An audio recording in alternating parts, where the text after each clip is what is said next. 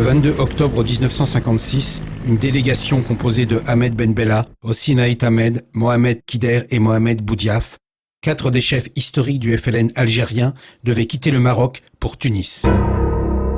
Mais les services spéciaux français avaient imaginé une toute autre destination pour le vol du DC-3.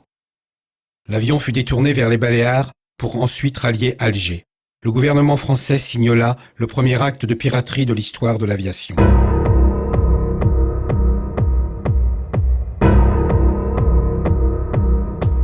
Destination finale, une petite île sur la côte atlantique, l'île d'Aix.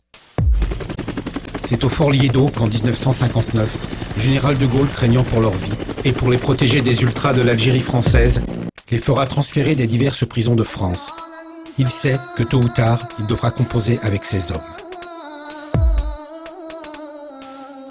De mars 1959 à mai 1961, le Fort Liédo sera une plateforme de négociation avec pour acteurs une multitude d'avocats et d'émissaires venus de l'Élysée. Dans la discrétion, ils participeront au règlement du conflit franco-algérien. Comment celui qui deviendra un an plus tard le premier président de l'Algérie indépendante, ainsi que ses compagnons du FLN, ont-ils vécu cette captivité?